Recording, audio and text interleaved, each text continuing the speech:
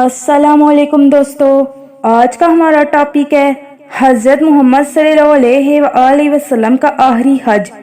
हजूर पाक सल्लल्लाहु अलैहि वसल्लम ने 10 हिजरी में आखिरी हज अदा किया, जिसे हज्जतुल विदा कहते हैं। 10 हिजरी में ऐलान हुआ कि नबी करीम सल्लल्लाहु अलैहि वसल्लम हज के लिए तशरीफ़ ले जा रहे हैं। इस ऐलान के बाद अरब के तमाम लोग मदीना में जमा शुरू हो गए। 26 ज़िलक़दा को आप सल्लल्लाहु अलैहि वसल्लम ने गुस्ल फरमाया। नमाज ज़ोहर के बाद मदीना मुनव्वरा से बाहर निकले और तमाम अज़वाजे मुतहरात को साथ जाने का हुक्म दिया। जब ज़ुल्हुलैफ़ा पहुँचे, जो मदीना की मिकात है, वहाँ रात गुजारी। दूसरे दिन गुस्ल फरमाया। इसके बाद 2 रकत नमाज अदा की, फिर एहराम बांधा। जब ये मुकद्दस और पाकबाज काफिला एहराम के साथ मक्का की तरफ चल पड़ा, तो रास्ते में हर कबीले के लोग शामिल होते जाते थे। मक्का के करीब सर्फ पहुंचकर गुस्ल फरमाया। ज़ुल्हज्जा की 4 तारीख इतवार के रोज मक्का मुअज़्ज़मा में दाखिल हुए। काबे का तवाफ किया, मकाम इब्राहिम में नमाज अदा की, फिर सफ़ा पर तशरीफ ले गए। बैतुल्लाह की तरफ मुंह करके ये अल्फाज कहे, अल्लाह के सिवा कोई खुदा नहीं, इसका कोई शरीक नहीं। इसके लिए सुल्तनत है और उसके लिए हमद है। वही जिंदा रखता है और वही मारता है। वो तमाम चीज़ों पर कादिर है। कोई माबूद नहीं मगर वो अकेला खुदा, जिसने अपना वादा पूरा किया, अपने बंदे की मदद फरमाई, अकेले तमाम कबाइल को शिकस्त दी। बेशक फिर सफ़ा से उतरकर मरवा में तशरीफ ले गए।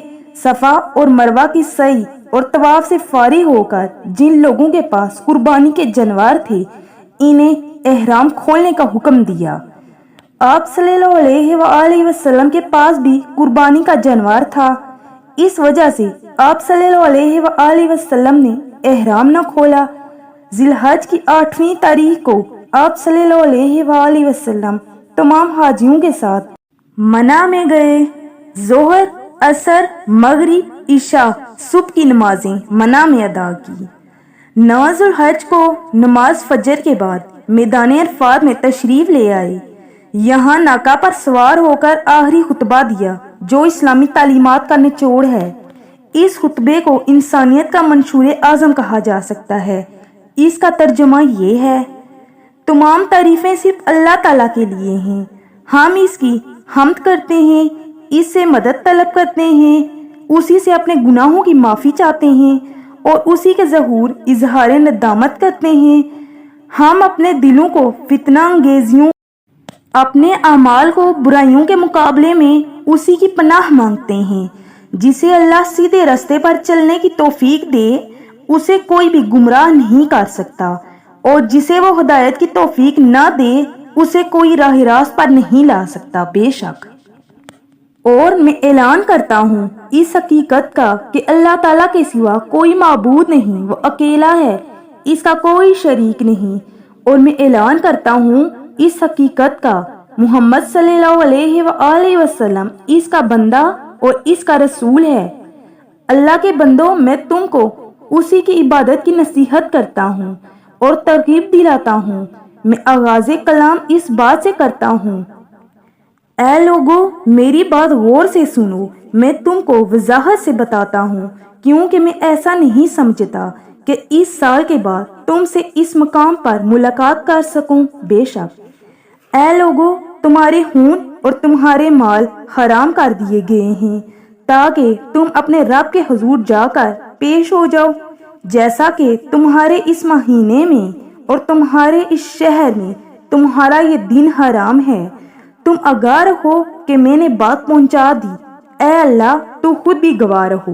बेशक जिस किसी के कब्जे में कोई अमानत है, तो उसे इसके मालिक को अदा कर दे।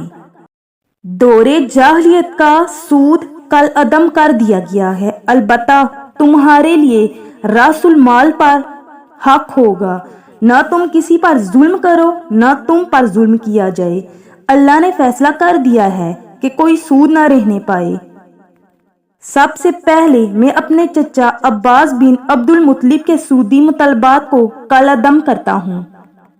اے لوگو، شیطان اس بات سے تو نا امید ہو گیا ہے کہ اب تمہاری اس سرزمین پر اس کی عبادت کی جائے، لیکن وہ اس پر بھی خوش ہوگا کہ اس کے علاوہ ان دوسرے گناہوں میں اس کی اطاعت کی جائے جن کو تم ہلکا سمجھتے ہو۔ بے شک اے لوگو، تمہارے خواتین کو تمہارے مقابلے میں کچھ حقوق دیے گئے ہیں اور تمہیں بھی ان کے مقابلے میں حقوق دیے گئے ہیں، اور کسی ایسے شخص کو گھر میں تمہاری اجازت کے بغیر داخل نہ ہونے دیں جس کا داخل ہونا تمہیں ناپسند ہو۔ اگر وہ کوئی ایسی بات کریں تو تم کو اللہ نے اجازت دی ہے کہ ان کی اصلاح کے لیے ان کو جدا کر سکتے ہو۔ لوگو، خواتین کے معاملے میں خدا سے ڈرو اور پہلے طریق سے ان کی تربیت کرو۔ آگاہ رہو کہ میں نے بات پہنچا دی، اے اللہ تو خود بھی گواہ رہنا۔ اے لوگو، مومن آپس میں بھائی بھائی ہیں، کسی شخص کے لیے اس کے بھائی کا مال لینا اس کی رضامندی کے بغیر جائز نہیں۔ آگاہ رہو کہ میں نے بات پہنچا دی، اے اللہ تو خود بھی گواہ رہی ہو۔ سو میرے بعد کہیں سخاوت کو ترک کر کے پھر کافر نہ رہ جانا کہ ایک دوسرے کی گردنیں کاٹنے لگنا۔ میں تمہارے درمیان ایسی چیزیں چھوڑے جا رہا ہوں کہ جب تک تم اس پر کاربند رہو گے کبھی راہ راست سے نہ ہٹو گے۔ وہ اللہ کی کتاب اور اس کے رسول کی سنت ہے۔ بے شک اے لوگو، تمہارا رب ایک ہی ہے اور تمہارا باپ بھی ایک ہی ہے۔ ہاں، عربی کو اجمی پر اور اجمی کو عربی پر، سرخ کو سیاہ پر، سیاہ کو سرخ پر کوئی فضیلت نہیں مگر تقوی کے سبب۔ آگاہ رہو کہ میں نے بات پہنچا دی، اے اللہ تو خود بھی گواہ رہو۔ اور تم لوگوں سے میرے بارے میں پوچھا جائے گا تو اب بتاؤ تم کیا کہو گے؟ لوگوں نے پکار کر کہا، ہم گواہی دیتے ہیں کہ آپ نے پیغام پہنچا دیا، امت کو نصیحت کرنے کا حق ادا کر دیا، حقیقت سے سارے پردے اٹھا دیے ہیں اور ایمانت الہی کو ہم تک پہنچا دیا ہے۔ پھر آپ صلی اللہ علیہ وآلہ وسلم نے 3 بار فرمایا، اے اللہ گواہ رہو، اے اللہ گواہ رہو، اے اللہ گواہ رہو۔ جو لوگ یہاں موجود ہیں وہ یہ باتیں غیر حاضر لوگوں تک پہنچا دیں۔ ممکن ہے بعض سامعین کے مقابلے میں بعض غیر حاضر لوگ ان باتوں کو زیادہ اچھی طرح یاد رکھیں اور ان کی حفاظت کریں۔ اے لوگو، اللہ تعالیٰ نے میراث میں سے ہر وارث کے لیے ثابت کردہ حصہ مقرر کر دیا ہے اور 1/3 مال سے زیادہ کی وصیت کرنا جائز نہیں ہے۔ جس نے اپنے باپ کی بجائے کسی دوسرے کو باپ قرار دیا، جس غلام نے اپنے آقا کے علاوہ کسی اور کو آقا ظاہر کیا، تو ایسے شخص پر اللہ اور فرشتوں اور تمام انسانوں کی طرف سے لعنت ہے۔ بے شک اس کے لیے قیامت کے دن کوئی بدلہ نہ رکھا جائے گا۔ اگر کوئی ناک کٹا حبشی غلام بھی تمہارا امیر ہو اور تم کو خدا کی کتاب کے مطابق لے چلے تو اس کی اطاعت اور فرما برداری کرو۔ اے لوگو، میرے بعد کوئی نبی نہیں آئے گا اور نہ ہی کوئی امت پیدا ہوگی۔ خوب سن لو، اپنے رب کی عبادت کرو، 5 وقت نماز پڑھو، رمضان کے روزے رکھو، مال کی زکوٰۃ خوشی خوشی دو، خانہ کعبہ کا حج ادا کرو اور اپنے حاکموں کے فرما بردار رہو۔ اس کی جزا یہ ہے کہ اپنے رب کی جنت میں داخل ہو جاؤ گے۔ بے شک عرفات کے میدان میں یہ آیت نازل ہوئی، آج کے دن میں نے تمہارے دین کو تمہارے لیے کامل کر دیا ہے اور تم پر اپنی نعمت پوری کر دی ہے اور تمہارے لیے اس کا دین ہونا پسند فرمایا۔ صحیح مسلم میں ہے۔ یہ خطبہ بہت طویل تھا۔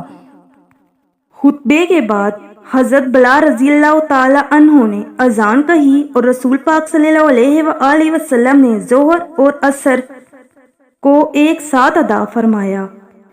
اس کے بعد آپ صلی اللہ علیہ وآلہ وسلم نے قربانی کی۔ یہ قربانی منع میں کی گئی۔